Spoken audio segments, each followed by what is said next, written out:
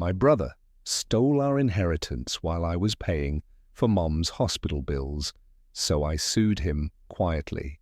And now I own his house. I'm a 29-year-old guy, and for the past year, I've been the only one taking care of our mom while she battled kidney failure. It started with small things, her feeling more tired than usual, forgetting words, complaining about swelling. Then came the diagnosis, stage 4. Everything changed overnight. I moved back into her one-bedroom apartment and built my life around her dialysis schedule. Every Monday, Wednesday, Friday, I'd wheel her into the clinic, hold her hand while they poked her with needles, and sit by her side for hours while she drifted in and out of sleep. My brother Daniel, not once, not one hospital visit, not a single meal dropped off. His excuses were always the same. Work's been insane, or the kids have soccer, or my personal favorite, it's just too hard to see her like that. But I saw her like that. I saw her yellowing skin, her paper-thin arms, the way she clenched her teeth to hide her pain. I helped her shower. I cleaned up after her when she couldn't make it to the bathroom in time. I rubbed her feet when they cramped from dehydration. And when the medical bills started piling up, I didn't ask anyone for help. I maxed out my credit card, Cashed out my emergency savings. used every PTO hour I had. Still, I never complained. 'Cause Mom raised us alone. She worked double shifts at a factory for most of her life, packed our lunches with handwritten notes, and gave up every comfort so we could have ours. Taking care of her was never a burden.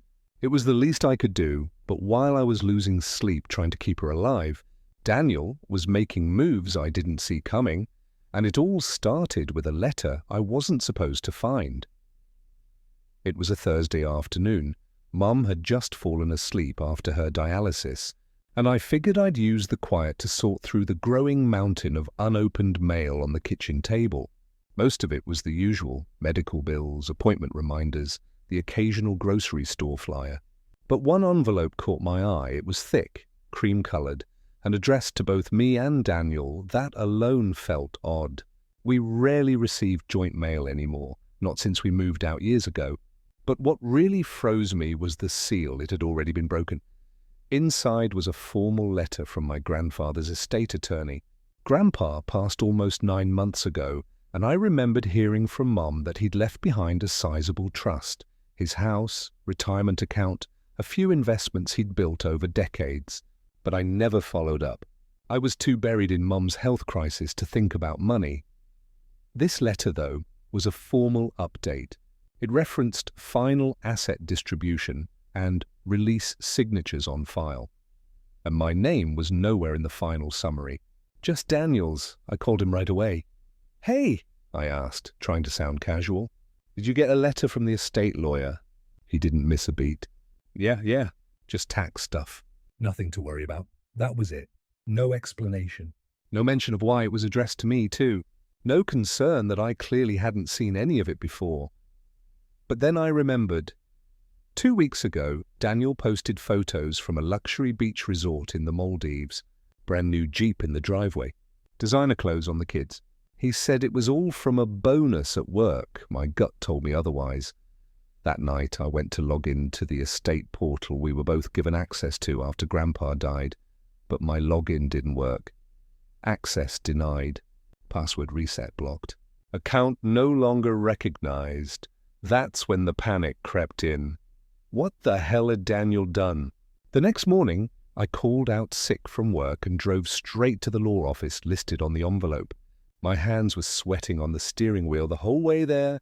I kept thinking maybe this was all a misunderstanding. Maybe Daniel had made a mistake, or the lawyer had sent the wrong version of the paperwork. I wasn't ready to believe what my gut was screaming. The receptionist looked startled when I asked to speak with the estate attorney handling the Miller Trust. After a brief wait, I was ushered into a wood-paneled office where a man in a navy blazer introduced himself as Mr. Carlyle. He pulled up the file on his computer and flipped. Open a thick manila folder. Your grandfather's will was pretty straightforward, he said, tapping the document. Everything split evenly between you and your brother. House, cash, stock portfolio. No contest clauses, no special conditions. I let out a shaky breath. That's what I remembered hearing. That's what was supposed to happen, but then he looked up and asked, "You already signed the release paperwork, correct?" I blinked. "What paperwork?" He tilted the folder slightly and slid it across the desk. "The disbursement release form. You signed it 3 months ago." My heart stopped. I picked up the document and stared at the signature. It was my name. My handwriting. But it wasn't mine, it was close. Really close. Daniel had always been good at copying things. In school, he used to forge Mom's signature on sick notes for fun. I used to laugh about it. Now it wasn't funny. I looked back up at Mr. Carlyle, my throat tight. That's not my signature. Silence. That's when it hit me. Daniel didn't just take more than his share. He took everything by pretending I had walked away. And legally, no one had any reason to question it. Until now, I didn't go in guns blazing. I wanted to give him a chance to explain. I drove to his house, yes, the house Grandpa left us, and waited in my car until he got back from work. When he pulled into the driveway, whistling like nothing was wrong, I stepped out and walked up to him. "Daniel," I said, holding up a copy of the forged release form. "What the hell is this?" He barely glanced at it. "Oh, that?" He smirked. "You were never going to do anything with it anyway. You've always been the good son." The nurse. The helper. You're too soft for this stuff, man. Let it go. Let it go. I stood there shaking, my face hot. "You forged my signature." That's illegal. He shrugged. "Prove it." And just like that, he turned and walked inside, like I was a telemarketer wasting his time. The next few days were worse than I could have imagined. Word got out fast, but not the truth. Daniel had already spun a story to our entire extended family that I was bitter, greedy, trying to take back what Grandpa rightfully left to him. He said I was trying to punish him for having a real family and that I never visited Grandpa anyway. Suddenly my phone lit up with messages from aunts. Cousins, even an old neighbor. Can't believe you'd stoop this low. You're putting your mother through hell just for money. "You've always been jealous of Daniel." Jealous? They had no idea I was maxed out, running on fumes, scraping together cash just to keep the lights on while taking care of the same mother they were accusing me of hurting. And Daniel, he wasn't done. He called Mom while she was recovering from a dialysis session, barely able to keep her eyes open, and told her I was trying to take the family to court, said I was creating drama and stressing her out on purpose. By the time I got home that night, she wouldn't even look at me. I stood in the doorway of her bedroom, watching her flinch away like I was the villain. And that's when something broke in me. For a while, I shut down. I stopped answering calls, stopped replying to the hateful messages, even stopped speaking to Mom unless it was absolutely necessary, just giving her meds, prepping her meals, and sitting in silence while she slept. I felt like I was losing everything, my family, my dignity, my grip on reality. One night, I was at my breaking point, slouched on the couch, staring at that forged signature for the 100th time. That's when Carol texted me. She was an old friend of our mum's, someone I remembered from childhood barbecues. Kind, sharp, and always carried herself like she knew something others didn't. "Want me to take a look?" she wrote. I hesitated. She was retired now, had been an estate attorney for 30 years. I didn't want to drag her into this mess. But something in me was desperate for someone, anyone, to believe me. I met her the next day at her kitchen table. As soon as she saw the signature, her entire expression changed. "This isn't even your handwriting," she said, flipping the paper toward me. "Look at the slant. Look at the pressure points." Amateur work. I let out a breath I didn't know I was holding. She pulled out her old laptop, took notes, and began asking questions I hadn't even thought of. When did he supposedly sign this? What email address was tied to the portal? Did you receive any notifications or confirmations? Over the next few hours, Carol helped me build a quiet little fortress of facts. She found the IP address from the document submission, traced the browser metadata, requested financial statements from the estate disbursement, and even got a handwriting analyst to offer a preliminary opinion. Then she closed her laptop. Folded her hands, and looked me dead in the eyes. Don't tell him anything. Don't warn anyone. We're going to bury him in facts. And for the first time in weeks, I didn't feel powerless. I was deep into building the case with Carol, stacking every receipt, every digital trace, every misstep Daniel had made like bricks in a wall I planned to bury him behind. When my phone rang, it was Mom. Her voice was already shaking before she said a word. "Can you come home early today?" She whispered. I need to talk. I left immediately, heart pounding the whole way. I thought maybe she was sick again or worse. But when I walked in, she was sitting upright in her recliner, clutching her rosary with trembling hands. Her eyes were red and swollen. She didn't look at me as she spoke. Daniel told me about the inheritance. A month ago, I stood frozen. He said Grandpa left everything to him, that it was in the will. He told me not to tell you, said it would only upset you. My stomach twisted. He said you were too emotional. That you'd make a mess of it, that your depression made you unpredictable. And there it was. The dagger. He'd weaponized the one thing I thought I was finally healing from. My therapy, my struggles with anxiety, the panic attacks that came after Grandpa's funeral. He'd taken my vulnerability and handed it to her like a loaded gun. "I didn't want to believe it," she said, sobbing now. "But I thought maybe he was just trying to protect you." I didn't want to lose both of you. That last sentence shattered me. She didn't sound guilty. She sounded scared, like if this escalated any further, she'd lose her sons forever. And maybe she was right. I knelt beside her, but I couldn't say anything. Not yet. My throat felt like it was full of broken glass. She begged me not to sue, begged me to let it go, but the look in her eyes didn't just beg for peace, it begged for mercy. And I wasn't sure if I had any left to give. I thought the worst had already passed. I thought once Mom confessed and Carol started gathering evidence, things couldn't get any worse. I was wrong. It was a Thursday night. I'd just finished a double shift at the hospital, 12 hours of rushing between patients, watching machines beep and bodies break down, trying to smile through it all while knowing my own life was unraveling behind the scenes.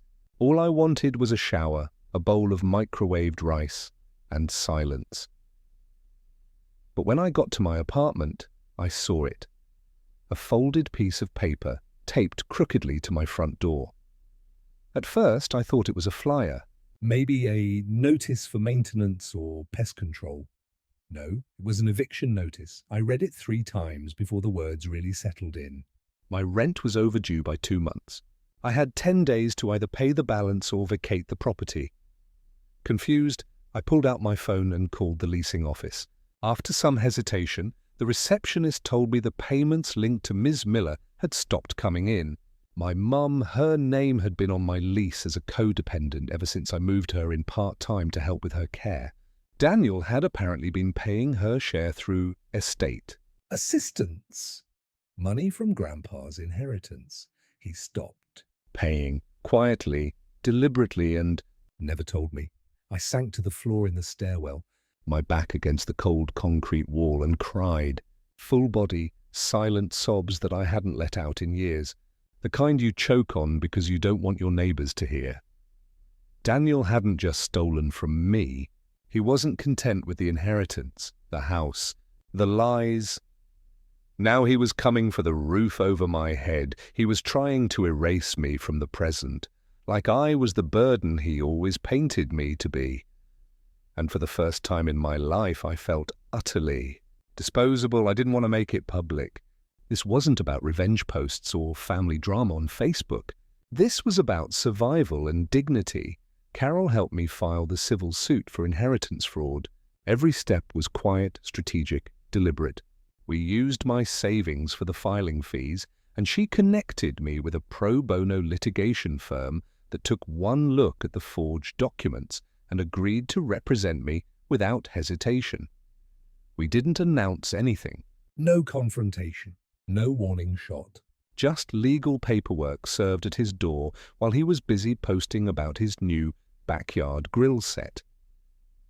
2 weeks later, mediation was scheduled. I walked into that room wearing my one good button down, heart thudding like a drum in my chest. And there he was, Daniel, reclined, casual, tapping at his phone like he had a dinner reservation waiting for him. When I sat down across from him, he looked up and smiled. "You really went through with it, huh?" He said it like this was a joke. Like I was just putting on a show for attention. Like none of it mattered. But Carol sat beside me, calm and precise. She laid out everything, item by item. The fake signature. The IP log showing the form was signed on his home Wi-Fi. The timestamps that proved I was at the hospital when I supposedly signed. And then the kicker, a full handwriting analysis report that said, in no uncertain terms, the signature wasn't mine. Still, Daniel looked unfazed until the judge turned the page. "Until this case is resolved, I'm ordering a freeze on all assets related to the estate, including the property currently held in Mr. Daniel Miller's Name? That did it? His smirk cracked because the house he bragged about online, the one with the custom tile work, the vintage espresso machine, the surround sound system, was now untouchable, and for the first time in months, I saw something new on his face. Fear. Discovery unearthed more than I ever expected. I thought the forged signature would be the smoking gun, but it turned out Daniel had dug his own grave even deeper and greedier than I imagined. It started with a bank statement. My attorney flagged a large deposit made to Daniel's account 2 months after the estate was settled. It didn't match anything from the original disbursement. When we pulled the property records on Grandpa's house, the truth came out. Daniel had taken out a second mortgage on the house, and not just any loan, he'd borrowed against the full appraised value of the home within weeks of transferring it into his name. No disclosure to the court. No notice to me, despite the ongoing dispute. It was a direct and blatant violation of probate law. We subpoenaed the lender's records. The paperwork was riddled with questionable statements, overestimated income, inflated property value, and, once again, a few conveniently missing pages during submission. But the worst part? He used the cash to pour into a cryptocurrency startup run by some college buddy, an unregistered, unstable, get-rich-quick scheme that tanked after a market crash. According to the financial audit, he lost nearly 80% of the funds. Now, not only was he guilty of inheritance fraud, but also of misrepresenting assets and putting estate property at risk. My attorney, who rarely showed emotion, leaned toward me during a quiet break and whispered, "He's about to lose everything." including that house. I stared down at the table in front of me, my hands flat and still. It was the first time this entire nightmare felt like it. Might actually end in justice, Daniel. Had gambled with blood money, and now he was going to bleed for it. It didn't feel like a victory. Not the way I thought it might. The courtroom was silent when the ruling came down. The judge read the decision with the same tone he probably used for parking violations. But every word landed like thunder in my chest. Daniel was found guilty of inheritance fraud. He was ordered to repay my half of the estate, plus damages, legal fees, and statutory penalties for the forged signature and non-disclosure of the mortgage. The numbers were staggering, but Daniel just stood there, arms crossed, eyes empty. Because he didn't have it. He'd blown through almost everything. His savings, the second mortgage, even a private line of credit. His lawyer asked for time. The judge said no. And just like that, the house, our grandfather's house, was legally transferred into my name. No cheers, no gavel slam, just a clerk sliding a folder across the desk for my signature. I signed. A week later, I stood on the porch of the house I grew up visiting every summer. It looked exactly the same. Faded green shutters. The dent in the mailbox from where Daniel hit it with a wiffle bat when we were kids. The oak tree out front that Grandpa used to decorate with tin can wind chimes. I opened the door with my own set of keys. The air smelled like old carpet and dust. Quiet. Still. Sacred. Walked into the kitchen and just stood there, staring at the spot where Mom used to stir her soup on Sunday afternoons. I remembered how Daniel used to sneak crackers into his pockets, thinking no one noticed. The house was empty now. Furniture gone. Rooms echoing, but it was mine, not out of greed, not out of revenge, out of truth, out of justice. The quiet kind, the kind that doesn't announce itself, just settles in like the wind through the oak tree, and for the first time in months, I finally exhaled. It didn't take long for the fallout to catch up with Daniel. Words spread. Quietly, then suddenly, his employer, some fancy real estate firm he loved to brag about, found out about the court ruling. Fraud, forged documents, financial misconduct. He was let go within a week. No severance. No thank you party. Just a box of his things and a locked building pass. His wife left next. I heard it through the grapevine. She packed up the kids and went to stay with her sister 2 towns over. Couldn't take the stress. Couldn't trust him anymore. I didn't blame her. A few nights later, he called me. I let it ring. Then again. This time he left a voicemail, slurred, rambling, angry. Said I'd ruined his life. Said I was a backstabber, a traitor. Said Grandpa would be ashamed of me, but I knew better. That night I stayed up late repainting Grandpa's old study. The walls were faded yellow, chipped in places where bookshelves used to sit. I chose a soft blue, peaceful, clean. It took 4 coats to cover the past, but it felt right. When the paint dried, I hung a frame on the wall. Inside it, a printed copy of the estate ruling. Next to a handwritten note, I scribbled on a post-it. Do the right thing. Even when no one's watching. A month later, Mom moved in with me. She never asked about the house. Never brought up Daniel. Neither did I. We fell into a quiet rhythm. Tea in the mornings, crossword puzzles in the afternoon. Soup simmering on Sundays like nothing had ever changed, but everything had changed. Because for the first time, the house felt full again. Not with things, with peace. It's been 2 years now. The house doesn't feel hollow anymore. It's alive again. Sunlight filters through the front windows every morning, casting soft shadows on the floorboards Grandpa installed himself. The walls, once dull and tired, now glow with fresh paint and framed memories. I've rebuilt it room by room, not just with furniture, but with intention. Every Sunday, I host dinner. Nothing fancy. Just lasagna, garlic bread, laughter, and a table full of people who show up with full hearts and empty stomachs. Neighbors, co-workers, even a few friends from Mom's dialysis center. People who remind me that family isn't always blood. Last spring, I planted a tree in the backyard. A maple, just like the one Grandpa had to cut down when we were kids. I named it Jameson after him. Every morning, I water it before coffee. Growing fast, strong roots, wide reach, like I'm building something that will outlive all of this. Sometimes, when the house is quiet again and I pass by the study, I pause at the framed note on the wall. Do the right thing.